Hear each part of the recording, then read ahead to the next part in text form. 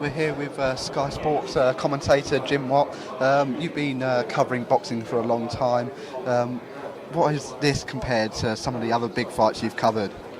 I don't think I've ever felt a buzz quite like this one. I mean, I've commentated on Hagler, Hearns, Shuri Lerner, Roberto Duran, Mike Tyson, and some huge events. But this one seems to have something a little bit special. I've never known the buzz around the fight, and that is obviously because it's a return match. They're calling it unfinished business, and that's exactly what it is. And the fight is everything. There's never been a bigger fight in Britain, as far as I'm concerned. And you were there in Manchester, the first fight. What did you make of the stoppage when it stopped? What was going through your mind at the time? Well, we said in commentary, as soon as Howard Foster stepped in, we said this will be controversial. We knew, when world titles are on the line, the referee should use a little bit of discretion, just let fights go a little bit longer than they would in a normal fight, because you have fighters' livelihood, their careers, their whole lives on the line. And Howard Foster, who is an exceptionally good referee, but I think he reacted rather than made a decision. I think if Karl Froch had been in the same situation in the ninth round, he probably wouldn't have stepped in. I think the perception in his head, subconsciously, was that Froch is as hard as nails, George Groves is a little bit vulnerable, so when Groves was in trouble, he jumped in a little bit quicker than he should. But it was bad at the time, but it didn't do anybody any harm, because George Groves turned the crowd around with his performance. He became the hero that night, so although he lost the fight, he came out as a victor, and it set up this huge return. And you mentioned the referee there. What have you made of the referee who's been appointed this time, Clive Fitch? No, but I think he's okay. He's an experienced enough referee, and I think because of what's happened before, I think he'll be mindful that he works out every move he makes. He'll work out in advance.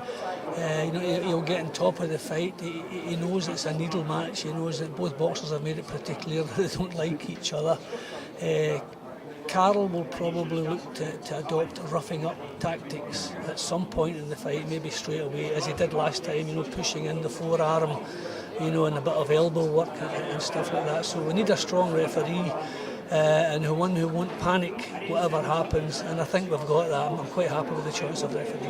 And what do you think this will do, not just for these two guys' careers, but for the state of British boxing? Well, I think it's terrific that Britain, can come up with a match like this. I mean, it's a huge match. It's a huge match worldwide. HBO are showing the fight. I think full credit to Karl Froch for the way he's performed and the career he's had over the last 5 or 6 years. The Americans think the world of Karl Froch. And I've been over in the States commentating on different fights, and people from HBO have said to me, why is Karl Froch not the biggest superstar there is in Britain, and why is he not appreciated the way he should be? Send him over here, we'll take him, So his name, and then what took place in the last fight has made this a huge event, and I think Britain should feel proud that we have two fighters who can generate this type of fight. Definitely. And we've been asking everyone all this week who they think is going to win, and lots of people being 50-50 swapping. Who do you think you'll be announcing as the winner come Saturday night?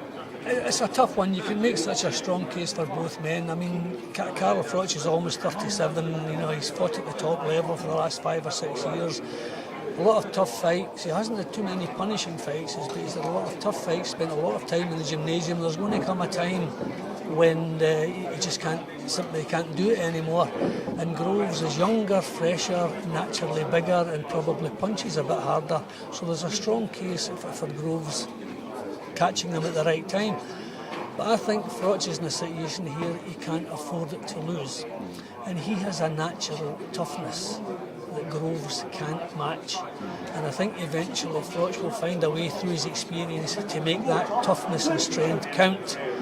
And I expect the later stages of the fight to become Karl Froch's, and I expect him to grind out a late stoppage or maybe turn a points deficit into a points victory.